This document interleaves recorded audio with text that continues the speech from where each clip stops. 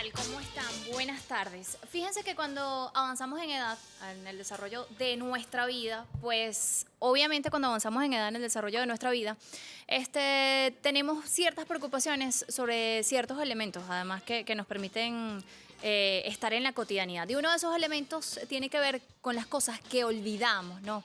Y con esas cosas que olvidamos, que pueden ser además recuerdos, pueden ser personas, pueden ser nombres importantes a lo largo de nuestra vida.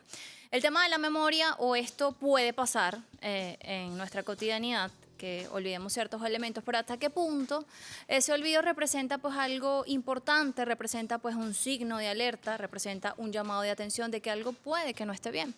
Y en esa búsqueda además de esas causas posibles que pueden estar ocasionando esa pérdida de memoria, esa pérdida de esos elementos importantes, el saber cómo desarrollar pues ciertas habilidades que antes lo hacíamos con frecuencia, pues todo esto nos lleva a preguntarnos médicamente si pudiese de repente estar o pudiésemos estar frente a alguna enfermedad relacionada con el tema de la demencia. Y en ese mundo pues encontramos el Alzheimer.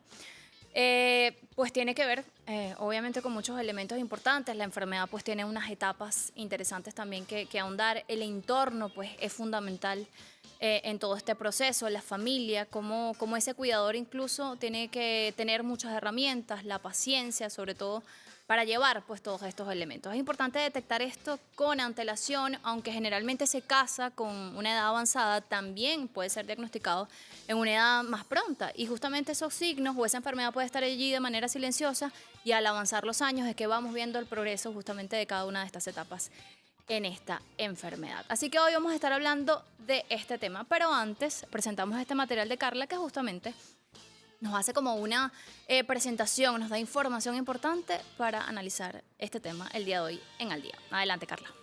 El Alzheimer, una enfermedad que nos enfrenta a la fragilidad de la memoria. Muchas veces cuando pensamos en el Alzheimer, imaginamos un anciano desorientado, incapaz de reconocer a sus seres queridos. Pero esta enfermedad es mucho más que eso. El Alzheimer es un trastorno neurodegenerativo que afecta al cerebro, deteriorando gradualmente la memoria, el pensamiento, el comportamiento y las habilidades sociales. Es una enfermedad progresiva, lo que significa que sus síntomas empeoran con el tiempo. Lamentablemente, no existe una cura para esta enfermedad. Sin embargo, hay tratamientos disponibles que pueden ayudar a mejorar los síntomas y retardar su progresión. También existen programas y servicios que brindan apoyo a las personas con Alzheimer y a sus familiares. Es importante reconocer los signos tempranos del Alzheimer, como el olvido frecuente, la dificultad para encontrar palabras o realizar tareas cotidianas. ¿Y tú, qué conoces de esta enfermedad? Bien, Carla nos ha dado algunos datos incluso que son conocidos de esta enfermedad a pesar del tiempo que se tiene pues investigando, no se conoce pues una causa precisa, si algunas aproximaciones de que pudiese generar pues digamos, este tema, este trastorno incluso y este deterioro en el tejido cerebral. Para ahondar además sobre este tema, importante mencionar que vamos a tener pues a dos especialistas. Ustedes podrán hacer sus preguntas a través de las redes sociales. Ya yo de hecho estoy activando el live a través de Instagram. Nos pueden escribir en @aldia.tv8, @Jocelyn Correa. El día de hoy Roger pues está teniendo temas personales, esperamos pueda solucionarlos y estar pronto con nosotros, así va a ser, pero hay que avanzar además en todos estos temas y de inmediato les presento a quienes nos van a acompañar el día de hoy para que usted pueda realizar sus preguntas y podamos responder todos de una manera amena a este tema que es tan interesante también en nuestra sociedad, no solo para las personas de avanzada edad también, sino de repente algún signo que pueda estar generando alguna alerta en una persona que tenga una vida pues joven y que pudiese estarse preguntando si algo más está pasando por ese olvido de algún elemento importante en su vida. Vamos a presentar a quienes nos acompañan.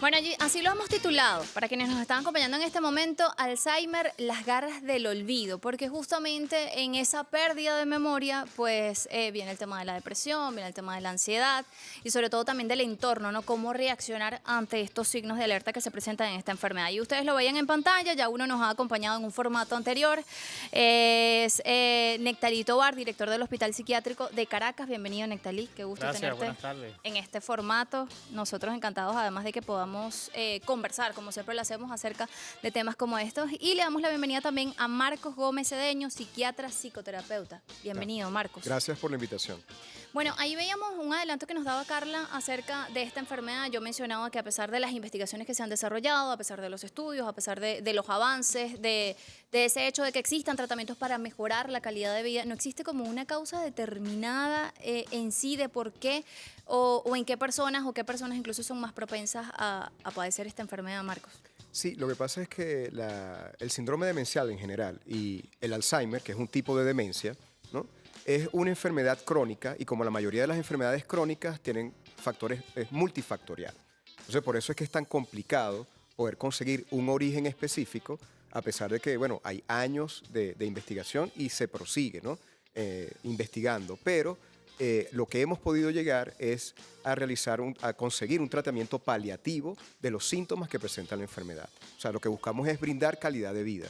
Es cierto que no hay una cura, pero la enfermedad sí se controla. Entonces, esto es muy importante porque muchas veces, y muchos colegas en otras especialidades, tienden a, bueno, no, esto es una demencia, ya, esto no hay más nada que hacer, vamos a revisarlo cada 6 meses y se ya entrega está. como la persona al deterioro. Sí, y de la eso enfermedad. contribuye también a que el afecto del familiar y el paciente, o sea, sientan mucho rechazo hacia el diagnóstico como tal, y también eso hace que empeore la enfermedad, porque es conocido que el factor emocional es importante en la evolución, es determinante en la evolución de la enfermedad. Incluso, o sea, no solamente el factor emocional del paciente, sino el factor emocional de la familia. Así es, mencionábamos además este elemento al principio, ¿no? ¿Cómo influye en ese entorno, Nectalí? Sí, evidentemente es la manera como la persona asume con responsabilidad o con crítica de este proceso psicopatológico. Y también el apoyo emocional del familiar. Y sobre todo también cuando existe un nivel intelectual alto, donde la persona está acostumbrado académicamente a estudiar, tiene un nivel de responsabilidad donde trabaja, por decir algo, un educador, un ingeniero, un médico, y paulatinamente va perdiendo habilidades cognitivas que son de la vida diaria básica. O simplemente también puede ser una persona que está en su casa y comienza a hacer su café y de repente se le olvida y deja el café, el agua hirviendo y se va a hacer otras actividades y a la hora se acuerda de que eso lo dejó. Entonces, esas son situaciones que la persona se va dando cuenta paulatinamente que va perdiendo habilidades de la memoria. Por ejemplo, incluso hasta a levantarse y no cepillarse. Claro. O de repente se le olvida algo, está manejando y se desorienta, en vez de un lugar va para otro lugar. Entonces la persona comienza como que a sentir que de alguna manera está perdiendo habilidades neurocognitivas. Yo me imagino, pues no he tenido la oportunidad ni de acercarme, obviamente, a ningún diagnóstico relacionado con este tema, pero debe ser un miedo. O sea, en el momento en que te das cuenta de que comienzas recurrentemente a olvidar cosas. Yo decía que una de las cosas quizás que tememos nosotros es olvidar recuerdos, olvidar imágenes de repente de nuestros chamos pequeños, olvidar nombres, olvidar lugares, no reconocer a alguien. O sea, ya obviamente cuando la enfermedad está más avanzada, esto debe generar miedo, ¿no? En la persona. Sí. Una de las situaciones de los síntomas que tiene problemas de la memoria, de la amnesia, prácticamente es la amnesia la más cercana, la más inmediata, o sea, de los recuerdos de la infancia, de la adolescencia, la persona comienza a hablar, a conversar y a decirlo. Pero lo más cercano, por decir algo, a esta hora del mediodía, y tú le preguntas al paciente qué hizo esta mañana, qué comió, qué desayunó. Es lo inmediato. Y es lo inmediato, lo remoto. Entonces la persona comienza, no me acuerdo. Entonces ya comienza a tener ese tipo de situaciones, a llegar al nivel de olvidarse, por decir algo, fechas importantes de cumpleaños de sus hijos, o hacer intercambio de nombres, sobre todo cuando tienen varios hijos, o sea, nombres de confunde una persona o confunde un nieto con un hijo y de alguna forma confunde cada una de las personas que incluso que llaman la atención, que son parte de su vida, están parte de la vida cotidiana y afecta porque dice, o sea, porque se me va a olvidar la fecha de cumpleaños, parecía algo de mi pareja, que Claro. tiene 40 años, que tiene 30 años Conmigo. viviendo juntos. Entonces, eso de alguna manera te crea frustración, la persona se siente mal, se siente triste y por supuesto que eso también empeora el proceso. Sí, y es importante también recalcar que la falla de la memoria reciente comienza en las fases iniciales del tratamiento. Y A sobre eso todo en la iba. enfermedad de Alzheimer es lo característico. En las otras demencias puede presentarse otras fallas cognitivas. Pero la falla de la memoria reciente no es exclusiva nada más. O sea, la enfermedad puede ir progresando hasta llegar a la fase en que la persona pierda también recuerdos de la infancia, recuerdos, e incluso lo que llama mucho la atención y hasta muchos familiares se asustan. Me dice, oye doctor, pero es que ahora está comenzando a llamar a todos los difuntos. ¿Qué es lo que ocurre? Como el paciente no Ok. tiene la capacidad de recordar los hechos recientes, No él se sabe va a que ir que ubicando fallecieron. en el pasado. Incluso parte de la desorientación temporal tiene que ver con eso. Muchos de los pacientes cuando le preguntan, ¿en qué año estamos? 1900, porque bueno, es hasta donde ellos tienen la memoria y es donde están ubicados. Y eso no quiere decir que es que no sea un elemento aislado, sino que su cotidianidad y su realidad es esa época, porque es lo que recuerda. Entonces por eso es que a los hijos ya crecidos no los reconoce, porque él está en la etapa en que sus hijos eran niños todavía. Y los recuerda como niños y por eso es que los va a relacionar con niños. Como a los que vean más adultos, los va a relacionar con sus hermanos o con sus parientes Claro. o con sus tíos o con su mamá. Y ahí es cuando comienza entonces el familiar a llamar a su hijo mamá o papá o tío fulanito. O comienzan a llamar a los tíos que ya no están. Pero es precisamente por eso, es parte de lo que muchos familiares no entienden. Y dicen, bueno, pero ¿qué es lo que está pasando aquí? Bueno, precisamente él está ubicado en esa época de su vida. Y por eso siente pues esa afinidad. de Y eso es algo llamarlos muy de esa forma. característico que es muy frecuente y es importante anunciarlo. Pues. Además también de que el paciente con enfermedad demencial tiende a tener una relación de dependencia con el cuidador inmediato. Y al tener esta relación de dependencia, también tiende a tener muchos más conflictos con ese cuidador inmediato. Y es una de las características que a veces no se reporta, no aparece en las biografías, pero lo vemos en la clínica. Ok. Entonces, con el familiar que lo está cuidando es con el que tiene más conflictos. Y entonces después a veces los otros hijos, bueno, no, pero es que eres tú, que seguro que no tratas bien a papá y tal. No, pero entonces, y lo hemos visto en la práctica, cuando el señor o la señora tiene que mudarse con el otro hijo, al pasar un periodo de tiempo más largo, comienza a tener conflictos también con porque es su cuidador inmediato. Una Sí, cosa claro. Y no que- tiene nada que ver con algo personal, sino Claro, que no, tiene que ver bueno, con la desde, enfermedad. desde una mirada ajena, y lo vemos además a muchas personas de repente criticando que la familia tome la decisión de llevarlos a un lugar de cuidado específico porque de repente no cuentan con las herramientas. Eso Hay suele pasar criterios para mucho. eso. Exacto, hay Y ciertos lo que criterios para pasa es que en eso. nuestra sociedad es muy mal visto, se ve como un abandono, se ve como bueno, no estás cuidándolo, ¿no? Pero es que a veces el que esté en uno de estos tipos de centros va a estar más cuidado porque tiene una supervisión las 24 horas. El atender a un paciente con síndrome demencial es sumamente demandante y requiere supervisión continua. Y si es una sola persona la que se va a encargar del paciente, vamos a tener entonces dos enfermos. Por eso es que el síndrome demencial se le dice la enfermedad de los dos enfermos, porque el que se enferma y el que lo cuida, Y el si no se cuida. cuidador, claro. Y por eso la Porque- campaña es cuidar al cuidador. Cuidar al cuidador.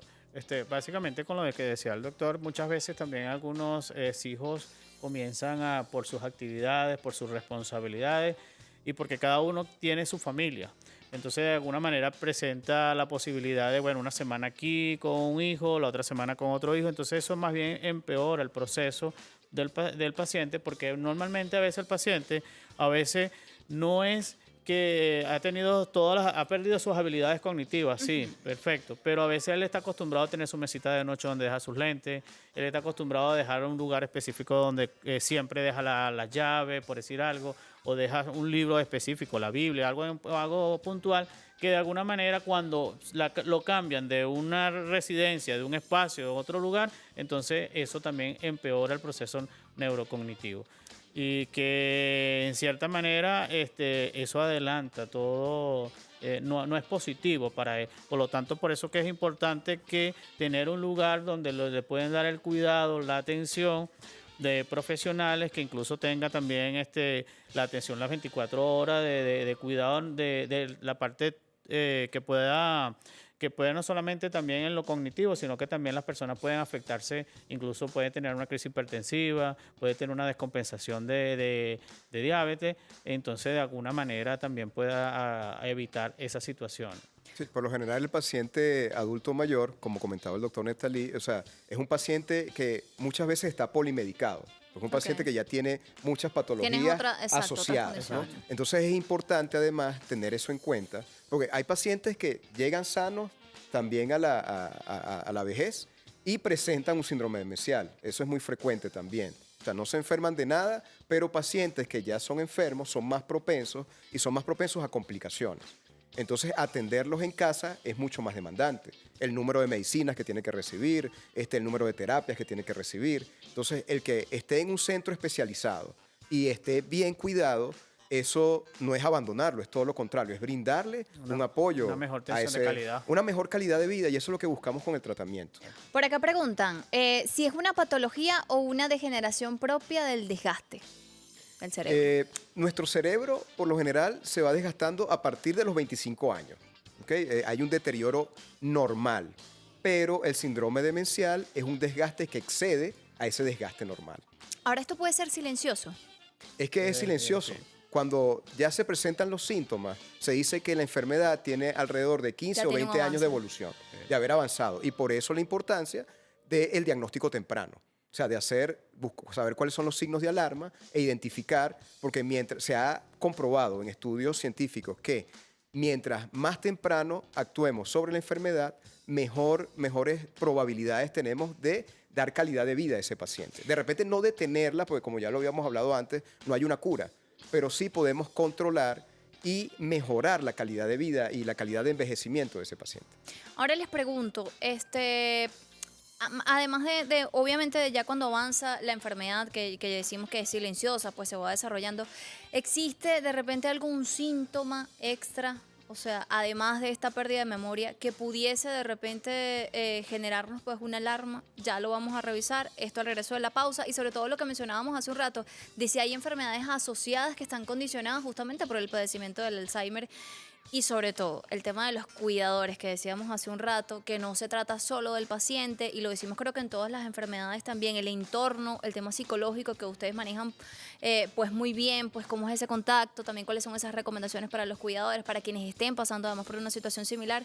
Es interesantísimo para darle otra mirada a esa enfermedad que está allí y que no va a desaparecer porque no tiene cura, por lo menos hasta el momento, ¿no? Pero sí tienen tratamientos y existen ciertas recomendaciones. Nos vamos a la pausa, pero antes es momento de publicidad. Y es que con Pago Móvil BDB QR del Banco de Venezuela, tus pagos son al instante. Abre BDVA, escanea el QR y coloca el monto. Así de fácil puedes pagar en comercios, tiendas y restaurantes. Juácata, porque para el BDB el mayor valor eres tú. Ya venimos.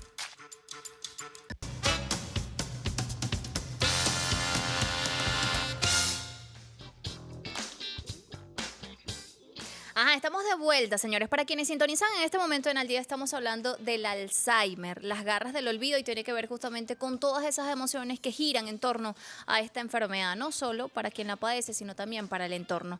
En la parte anterior, a través de nuestras redes sociales, @aldia.tv8, @Jocelyn Correia, nos llegó un mensajito que es importante leer porque tiene que ver con una experiencia personal. Dice José Luis, o escribe José Luis-OF24. Hola, buenas tardes, soy ingeniero y me preocupa que me cuesta recordar nuevas técnicas aprendidas y palabras para conversar. Debería preocuparme. ¿Qué me recomiendan? Saludos y buen programa. Bueno, más allá que preocuparse, yo le digo a mis pacientes, esa palabra hay que borrarla del diccionario. Hay que ocuparse. Hay que ocuparse. Y esto sí, bueno, son unos síntomas que llaman la atención, ¿ok? Y lo que pasa es que mucha gente se alarma en demasía con la parte de la memoria, pero hay que recordar que la memoria es como la fiebre. Puede tener muchos orígenes. Es más, causalmente estuve viendo un paciente esta mañana y el principal motivo era falla de memoria, de la memoria reciente. Pero es un paciente que tiene un trastorno afectivo también, un trastorno depresivo. Entonces, por lo general, cuando hay trastornos afectivos, interfieren con la atención. Y si mi atención está interferida, yo no voy a recordar porque yo no fijo la información. Entonces, siempre es importante tratar de ubicar cuál es el origen de esta falla. ¿Están estas fallas presentándose hay que evaluar. Entonces, la recomendación es acudir con un especialista para hacer esta evaluación. Bueno, ya escuchaste, José Luis, es mejor, obviamente, Sí, sí. Que dejes de buscar en Google, porque muchas personas también... Sí. Ojo, Sí. no es de negarse, uno tiene una duda y obviamente uno se va directamente al teléfono, pero antes de llenarse de más angustia, que lo que significa pues un diagnóstico de este tipo, es buscar un especialista y tomar las medidas que sean necesarias. Por acá preguntan también, ¿hacer gimnasia cerebral puede ayudar a mejorar esta enfermedad? Ya bueno, ya aquí se van más al tema de los tratamientos o de cómo llevar esa vida una vez que tienes el diagnóstico. Dice que la práctica se hace al maestro.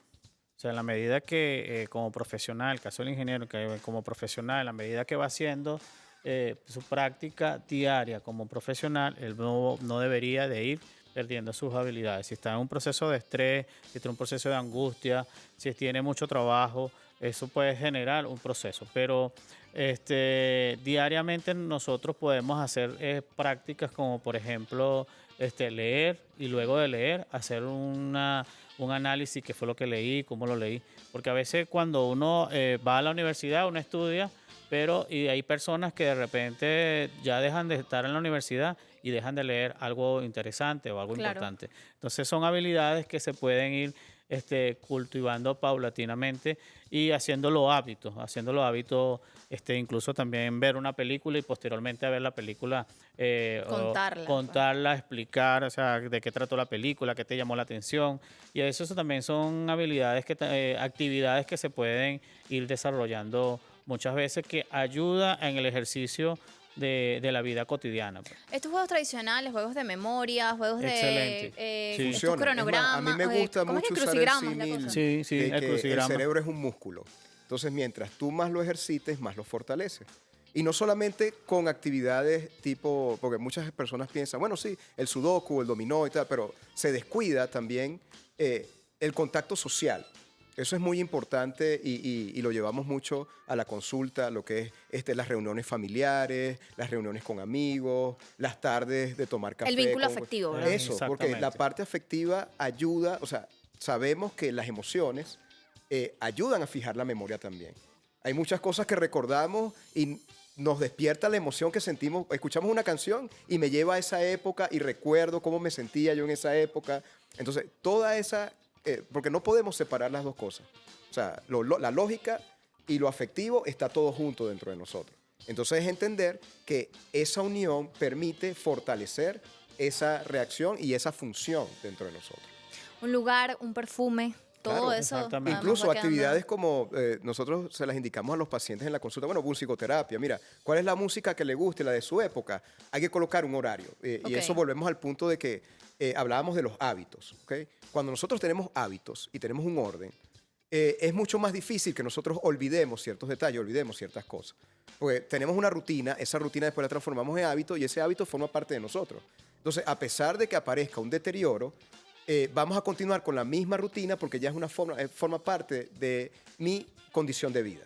Entonces, con los pacientes es muy importante, incluso pacientes que ya entran en la fase de retiro, cuando se jubilan, que ya no están trabajando y que pierden la rutina de acudir días de semana a oficina o al trabajo, es importante organizar actividades que sean diferentes días de semana y fines de semana. Porque cuando todos los días son iguales para estos pacientes, porque ya no están trabajando y ya no están haciendo nada, eso favorece a que haya menor capacidad de recordar o de orientarse temporalmente. Y ese es un factor que puede favorecer. Bueno, lo vemos con los muchachos cuando entran en vacaciones, que todos los días son iguales y ellos ya no saben si es sábado, si es domingo, si es lunes. Entonces, con un paciente con un deterioro cognitivo, este tipo de síntomas se acentúa más cuando no hay una actividad. Entonces, es importante diseñar actividades para que el paciente pueda orientarse con la actividad. E incluso como ejercicio también, bueno, en la mañana cuando se levante, que marque el calendario, qué fecha es y que lo revise en la noche. Ok. Para que él recuerde a manera de ejercicio. Todo eso, sentarse una hora determinada del día a ver álbumes con fotografías familiares, pues. Todo eso ayuda. Eso que se ha perdido mucho también con el tema de la tecnología. Sí. Que uno no tiene, bueno, hay personas que se acostumbran de repente a tener fotos impresas y acudir a ellas, ¿no? Exacto. hay Bueno, otras ahora personas que, buscar el bueno, archivo, puedes tener O de esos una laptop, un portarretratos iPad, digitales, o exacto, digital que no y ir pueda pasar. pasando. Pero con Yo la le- cuestión de la tecnología, una cosa interesante, Ajá. o sea, cuando anteriormente tú no tenías la posibilidad del teléfono de grabarte los números.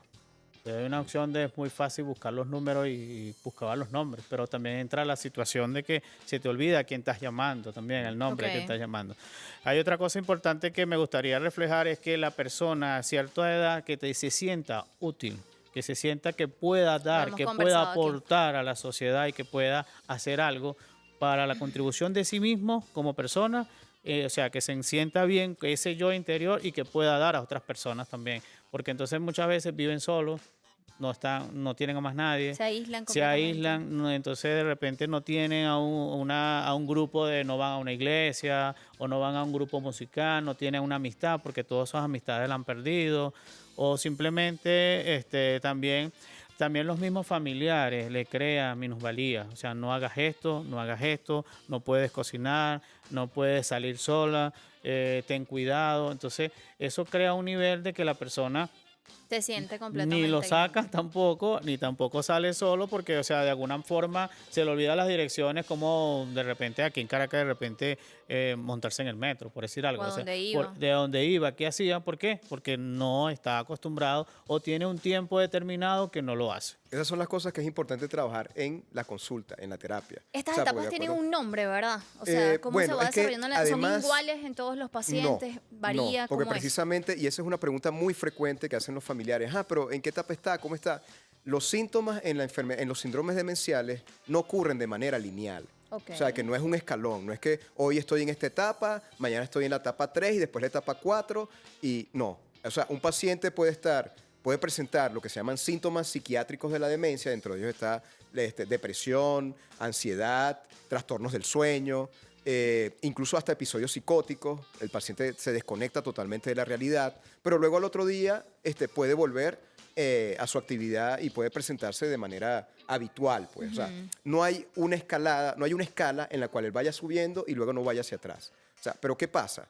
Con cada crisis, sí, en la parte cognitiva, mientras más fallas haya, o sea, yo le digo el símil a los pacientes, le digo, mira, esto es como una mordida. Una vez que tú muerdes ese pedazo que ya se perdió de la parte cognitiva, cognitivamente no lo vas a recuperar. Pero los demás síntomas, como son los síntomas afectivos, los de trastornos de sueño, la ansiedad, la irritabilidad, la agitación psicomotriz, todas esas cosas se pueden mejorar con los psicofármacos y con la medicina y con las rutinas. Porque muchas veces, y yo citando al doctor Ciro Gaona, con el cual trabajamos también, decimos que aquí a veces es mucho más importante que la medicación es la atención y el amor. O sea, estar pendiente de crear una rutina, de estar con el paciente, de estimular al paciente. Y eso requiere de trabajo y esfuerzo, pues, y mucha energía. Y como decíamos anteriormente, o sea, un paciente con síndrome demencial es un paciente que es muy demandante. Y entonces agota tanto al paciente como a quien lo cuida. Y por eso tiene que haber una red de apoyo para cuidar al paciente y al cuidador. Y no puede ser un solo cuidador. Tiene que ser un equipo. Has tocado un tema que decíamos que puede ser controversial con respecto a la visión que tiene la sociedad sobre ciertos temas. Por ejemplo, lo que yo mencionaba hace un rato, de qué opina la gente de una persona cuando toma la decisión de, mira, no cuento con las herramientas de atender, obviamente, un paciente, así sea mi mamá o sea mi papá, y obviamente por miedo, o sea, puedo cometer una equivocación que puede ser perjudicial para su salud. Y decido de repente llevarlo a un centro donde tienen los cuidados específicos, todo esto. Esto no significa abandono, pero tiene que ver con una mirada también de la sociedad. Esta controversia también se manifiesta en la siguiente encuesta que realiza Yacibi en la calle, así que vamos a ver qué nos trae. El Alzheimer es una enfermedad neurodegenerativa que no afecta únicamente a la persona que lo padece. Afecta también al círculo de familiares y personas cercanas a esa persona que ha sido diagnosticada. Hoy salimos a las calles de Caracas para preguntar a los caraqueños si sabes qué es el Alzheimer. ¿Podrías darnos algún tip o algún consejo para acompañar a los pacientes que tienen esta enfermedad? Acompáñeme y lo averiguaremos. Sí, la conozco. ¿Qué consejo le podrías dar a aquellas personas que se encuentran dentro del círculo cercano a personas con este diagnóstico? Bueno, la verdad es que lo que padece el cuidador es sumamente fuerte, ¿no? Yo daría una recomendación, más allá de una recomendación, en mi caso tuve un familiar cercano, bastante cercano, con demencia vascular, que es, vamos a decir, con una de las primas del Alzheimer, y y en un punto tomamos una decisión de recluirlo en un centro asistencial para personas mayores, pues lo que conocemos como un ancianato, que la verdad en Venezuela tenemos una concepción de que a lo mejor eso puede ser una decisión un poco fuerte y de los familiares que es que no quieren a la persona mayor, y la verdad es que no es así, es que los familiares no están preparados a nivel de medicina y a nivel psicológico para cuidar a una persona con esta patología. Sí, por supuesto, una enfermedad degenerativa que va dañando prácticamente el cerebro y muy frecuente en las personas adultas que van olvidando todo, solamente tal vez recuerdan lo más reciente. Sí, mi abuela ahorita está sufriendo un poco de eso, que se le olvidan mucho las cosas, a veces pelea por gusto. ¿Qué más te puedo decir? Estamos en eso, estamos viendo qué es lo que realmente es la enfermedad del Alzheimer. ¿Algún consejo para estos familiares quienes acompañan a las personas que tienen este diagnóstico? Mucha paciencia porque es fuerte. Sí, más o menos tengo un poquito de información. Desde tu punto de vista, ¿qué consejo le podrías dar a aquellas personas que están cerca de alguna persona que padezca Alzheimer? Bueno, que sean pacientes y tengan mucha paciencia, es lo primordial, porque es difícil y doloroso que se le olviden las cosas a las personas. Lo más importante en cuanto al trato a las personas diagnosticadas es tratarlas con amor. ¿Y tú, qué consejo le podrías dar a los familiares quienes acompañan a las personas que sufren de Alzheimer? Justamente ya si vi agrega ese término que empleaban ustedes hace rato, el tema afectivo, ¿no? Cómo es tan importante en enfermedades de este tipo. Yo les preguntaría acerca de cómo hacer. Por ejemplo, ahí vemos personas de repente que pasaron por esta situación muy cercana. Hay quienes, bueno, están viendo si detectan además la enfermedad, si pudiese ser esto. Pero vemos palabras como, bueno, como dolor, como paciencia, además como uno de los elementos fundamentales en este acompañamiento. Pero ¿qué hacer de repente si ese paciente no quiere ser ayudado? O sea, ¿cómo darle herramientas a la familia para decir, mira, esta es la mejor decisión en este momento, pero no se permite, o sea, el paciente no permite que lo ayuden? Sí, bueno, mira, una cosa importante que hay que psicoeducar a los familiares y al paciente cuando hasta un cierto punto tiene un nivel de crítica y conciencia. Cuando hasta ahora no estamos hablando de un paciente que cognitivamente no está deteriorado completamente, Okay. pero que incluso decirle que hasta dónde es lo que ocurre normal dentro del proceso patológico. Es decir, lo que el doctor le explicaba anteriormente, va a tener trastorno del sueño, va a tener cuadros de excitaciones psicomotriz, va a decir cosas incoherentes, se va a desinhibir y de repente un día va a haber visita y va a salir en toalla y no va a tener pudor y decir, no le va a importar quién va a estar de visita, por ejemplo. Claro. Entonces,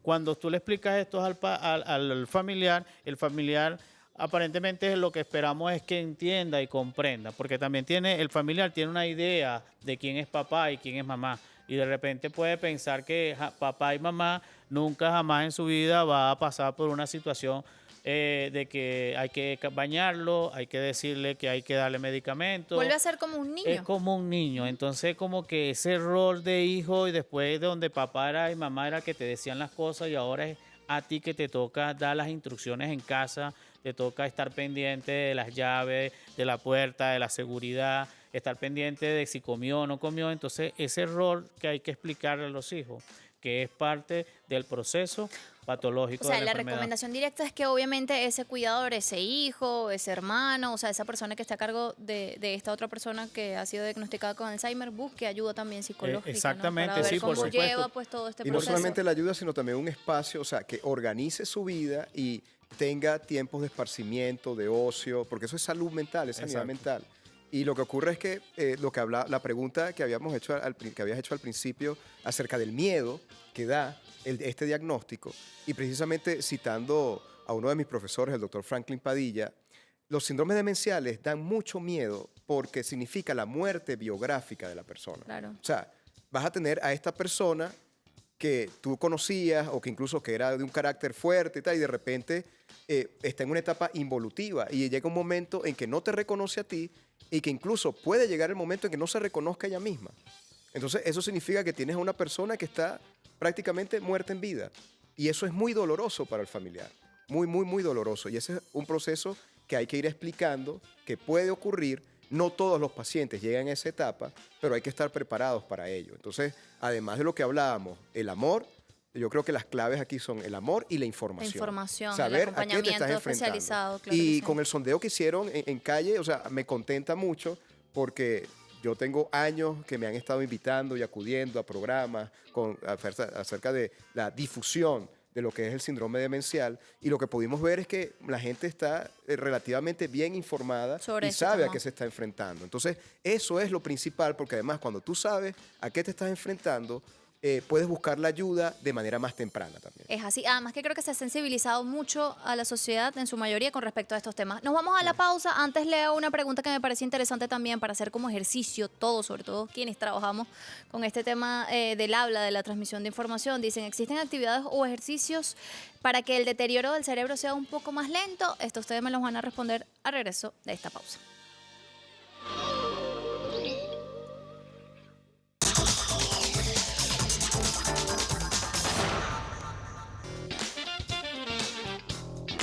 Y hablando justamente de redes sociales, nos pueden seguir en @aldia.tv8, arroba Roger Villegas TV, @Jocelyn Correa. Por ahí me llegan muchos mensajitos. Antes les recuerdo una pregunta que les había hecho, que también nos llegó a través de las distintas plataformas y tiene que ver con qué ejercicios puede hacer uno para, digamos, que ese deterioro del cerebro pues sea más lento, ¿no? ¿Existe eso? ¿Lo podemos hacer como un ejercicio natural, normal, todos los días? Sí, evidentemente todos los días nosotros deberíamos de hacer ejercicios sobre todo la lectura. O sea, claro, evidentemente Usted los mencionaba también a todo hace el un mundo no le apasiona la lectura, pero sí hacer ejercicio, primero también con cambio de estilo de vida, hacer ejercicio físico también es una forma también de alguna manera evitar y contrarrestar algunas patologías también como la diabetes, como la hipertensión arterial.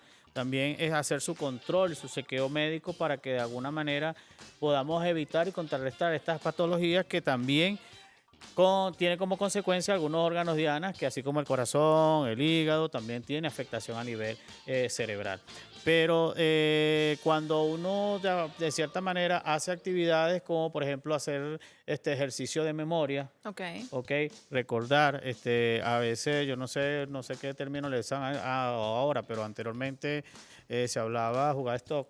Entonces, eso es un ejercicio que muchas veces se hace donde la persona comienza a recordar qué tipo de palabras, o por ejemplo nosotros a veces le preguntamos en la consulta, de menos de un minuto, dígame 10 palabras que comienzan, por ejemplo, con P. Por ejemplo, entonces uno le pregunta a la persona, dígame 10 palabras que comienzan con P, y la persona comienza a decir. A veces comienza a quedarse o a veces comienza a decirlo pronunciando rápidamente de alguna forma. O sea, la idea es que la persona sienta y reconozca cuáles son sus habilidades y que a través de esas habilidades la persona pueda ir desarrollando. Sí, que aumente su autoestima, que aumente su estilo de vida, porque de alguna manera como usted vea la percepción y la concepción del mundo, es que usted también se vaya a proyectar neurocognitivamente. Sí, y parte de estos ejercicios puede ser jugar dominó, jugar memoria, rompecabezas, piezas. Ahorita hay muchas aplicaciones electrónicas que tienen este tipo de ejercicios para fortalecer la memoria. Incluso te dan un IQ y te dicen, no, usted tiene la edad mental de tanto, ¿no? Entonces es eso, el usarlo, el cerebro hay que usarlo. Como decía anteriormente, el cerebro es un músculo. Así como el cuerpo hay que entrenarlo, ¿no? Exactamente, También. el cerebro también. Entonces ese entrenamiento permite, porque es importante, porque esta es una pregunta que es muy frecuente. Oye, yo tengo un familiar, entonces significa que yo voy a sufrir de demencia también. Yo les explico a los pacientes, mira, en ese caso tú tienes una mayor probabilidad que el resto de la población de sufrir de la enfermedad. No quiere decir que inmediatamente tú la vas a tener. Eso es como que yo vaya a jugar bingo y la mayoría tiene un solo cartón y yo tengo 30 cartones. Que tengo más probabilidades de sacarme el bingo, chévere, pero no quiere decir que yo me lo voy a ganar. Es una condición. Otra cosa, ¿puede presentarse el Alzheimer en una etapa avanzada en una persona de 30 años? ¿Puede pasar eso? No es frecuente, pero sí hay enfermedades, síndromes demenciales, que se llama incluso, no recuerdo ahorita el nombre, pero que aparecen antes de los 60 años. Y este tipo de demencia que aparecen en etapas tempranas son mucho más agresivas. Entonces el deterioro, algunas cositas, entonces. Son trastornos neurocognitivos precoces que tienen que ver más con tumoraciones cerebrales, tienen que ver con cuadros psicóticos, más afectación más orgánica a nivel precoz. Sí, eso Que- puede pasar, pues, o sea, que sea otra patología que no sea un síndrome demencial. También. Y hablamos también de los está síntomas, pues. afectada también con la parte emocional, pues, Ujú. el estado de situación de estrés, la angustia, mucha presión, mucho trabajo. Por ejemplo, en el caso del trabajador quemado, como se llama el síndrome, que hay mucho estrés producto de botamiento afectivo por la situación del trabajo, eso también puede generar alguna afectación neurocognitiva. Ese síndrome que nombra el doctor, que traducido, viene de la traducción del inglés, que es el burnout, El burnout. es un síndrome que comenzó a definirse en la parte laboral. Pero hemos visto lo que hablamos nosotros del síndrome del cuidador, es precisamente este síndrome, es más, se define como un agotamiento físico, mental y emocional. Que hemos visto que muchas personas, de hecho, se enferman cuidando también. Bueno, a otros precisamente, porque y son estas tres áreas, estas tres esferas, lo físico, lo mental y lo emocional. Entonces ahí hablamos de que el cuidador está agotado o que la persona está agotada. Y por eso hacemos énfasis en que hay que hacer un encuadre y dentro de ese encuadre las horas de ocio, las horas de esparcimiento tienen que estar contempladas, porque eso forma parte de la salud mental. Haciendo alguna actividad diaria. Y también el estrés postraumático, también en el caso de la persona joven, el producto del estrés postraumático, una forma de un mecanismo de defensa de bloquear ese acontecimiento. Puede ser esto. Entonces empieza a tener también trastorno en la memoria. Me llegan mensajes varios y quiero leerlos a ver si ustedes pueden dar su opinión al respecto. Dice Peña Silva Ramón, dice, hola Jocelyn, una chica dijo allí cuando le preguntan, ella dijo hay que ser paciente y tener paciencia. Esta persona dice, no es lo mismo. O se detalla más, pregúntale a los médicos sobre los términos. Bueno, en relación a la paciencia y tener paciencia y ser un paciente, el paciente es la persona que padece de la enfermedad, del proceso patológico. Cuando se habla cuando ella decía allí en la intervención que hubo en la calle, es que hay que ser pacientes también para el cuidador. Claro. Que si no tiene paciencia y que si no reconoce y no entiende cuál es el proceso patológico del paciente que está cuidando, puede convertirse también en un paciente él también, ¿me entiendes? ¿Por qué? Porque está afectado a nivel emocional. A veces los familiares piensan que, bueno, mira, mamá, tranquilo, ya yo voy a trabajar, vengo ahora y aquí está la comida y a lo mejor el papá no comió, se le olvidó, Claro. hizo otra cosa, salió. Entonces, Toma las el necesidades familiar no tiene la paciencia o no reconoce que la persona tiene esas habilidades y, por supuesto, entra la angustia, la preocupación, el estrés, la ansiedad, la depresión, la frustración. Entonces, obviamente, puede convertirse en un paciente Sí, también. es que la paciencia allí tiene que ver más que, pues claro, puedes ver la paciencia como algo inactivo, que no te mueves, pero en este caso estamos hablando de la paciencia como un mecanismo que te lleva a la autocompasión o a la compasión del otro, o sea, al entendimiento, a la empatía, el conectarme y saber qué es lo que está sintiendo el otro para yo no entrar en angustia y no Y accionar de la desesperarme mejor y no forma accionar posible. de una manera intempestiva, sino tomar las decisiones de una manera asertiva. Yo he tenido Dice pacientes que me han Yasmín, dicho, ajá. perdón, disculpa, yo he tenido pacientes que me han dicho, o sea, doctor, ¿cómo es posible que ella diga que yo no soy su hijo? O sea, Claro, no me es reconoce complicado. ya como hijo. Entonces, Pero no es su culpa. No es la culpa. Entonces ahí donde está la psicoeducación, entender hasta qué Y eso punto es el forma parte proceso de la patológico. paciencia, entender que no debes tomártelo personal, sino es Exacto. parte de una condición, es parte de una enfermedad. Si Y no tienes entra que en entender conflicto qué los dos. ocurre. Entra en conflicto. Nos quedan los dos. 3 minutos y tengo que Perfecto. leer los mensajes. Claro, Dice claro. Lizeth Perdón. Yasmín, dice, mi mamá está en un nivel muy avanzado. Esto es muy triste y entre hermanas hemos estado cuidando con guardias diarias. Es triste. A veces se crea conflictos entre nosotros. Bueno, el tema también de la convivencia allí en toda esa situación es muy complejo. Por acá, buenas tardes, saludos, excelente tema de conversación. Dice, el separarlos de su ambiente no los afecta más. Esto con referencia a lo que hacíamos hace un rato, de si de repente la familia determina que no tiene las herramientas necesarias para atender a este paciente, llevarlo a otro espacio, ¿cómo puede impactar esto de repente? Eso depende también del estado en que se encuentre el paciente, porque hay pacientes que a veces necesitan un cambio de estilo de vida para estimularse, ¿no? Y puede soportarlo, pero hay otros pacientes que ya están en un estado muy avanzado en el cual ya tienen una rutina y cuando tú le haces cambio de esa rutina puede ser perjudicial para él. Pero por eso, ese es un punto que Depende para de la mí, evaluación también del claro, para mí especialista, ¿no? es discutible, pero tiene que haber un acompañamiento con un profesional que pueda autorizar esto. Que pueda evaluar el caso en conjunto, en Exacto. complejo. O sea, que tanto las necesidades, la realidad de la familia, del paciente, de lo que era el paciente y la personalidad de base que también tenía el paciente.